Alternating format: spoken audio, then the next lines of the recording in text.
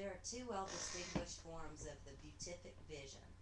The higher pertains to Kether, and is thus proper only to the Episcopus, though it may be enjoyed sporadically, and as it were by accident, by those of the lower grades.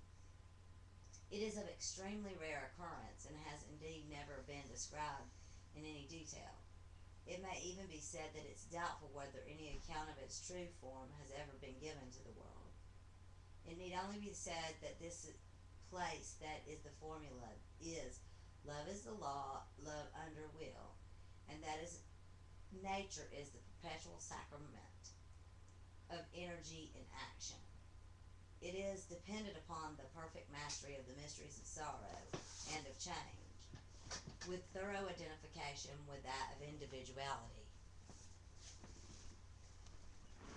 Let us then occupy ourselves with the lower form of this vision, so called, is not technically a vision at all, which pertains to Tiferet, and is thus the natural grace of the minor adept.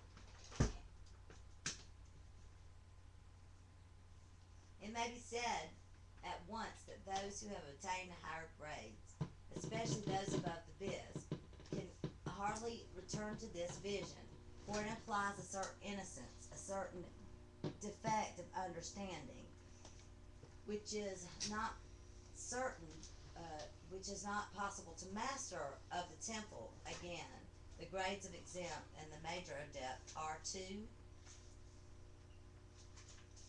energetic to admit of the balanced quietude of this state. Only in the center of the tree of life, only in the self-poised security of the solar axis, can we expect to find the steady indifference to event which is the basis of the trance, and that contiguous radiance which tinges it with the rose and gold. This trance differs notably from most others in a way which the above stated conditions would lead us to expect.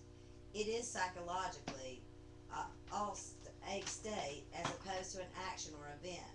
True, all trances of somatic intensity are in a sense timeless, but it may be said that most of them are marked by well-defined issues of critical character.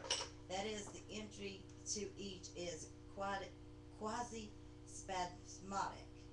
In this case, however, we find no such diagnostic. The trance may be continued for weeks or months, and the most ardent devotee of Tahuti, searching his magical record for the most conscientious acuteness, finds it impossible to indicate the onset of the vision. In fact, it may be surmised that the vision arises not from any given action, but rather from a subtle suspension of action.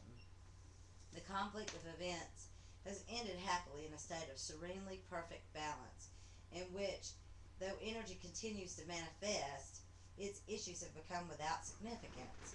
We may compare the condition with the return to the health of a fever-stricken man. The alternation of pyrexia and subnormal temperatures has subsided.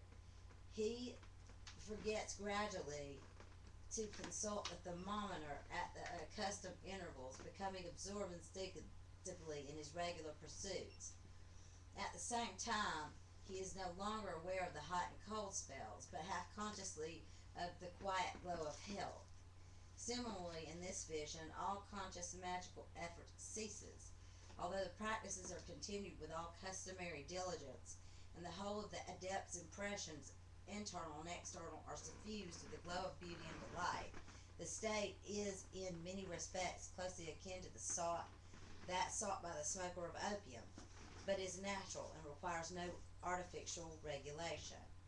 It will appear from the foregoing that nothing could be more absurd than to attempt to give instructions for the attainment of this state.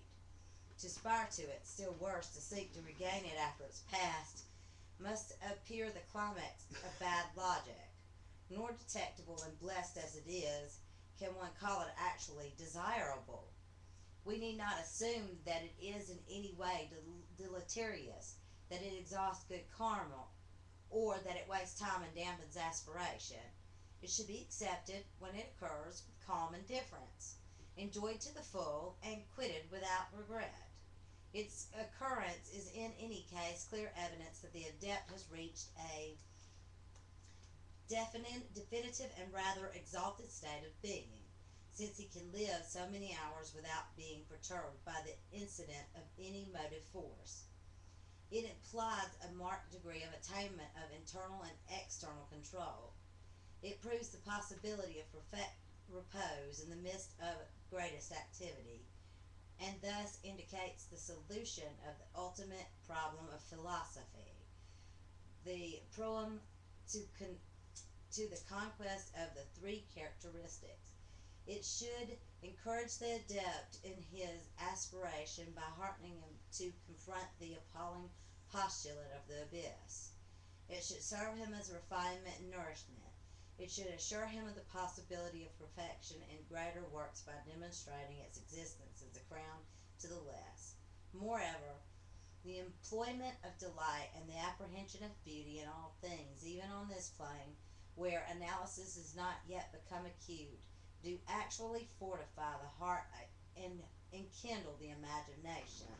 Let therefore the postulate of the rosy cross pursue the path in solemn strength, aware that at the proper moment he may receive unasking the reward and enjoy the verifying flood of dulcet light which has been called by the adepts the beatific vision.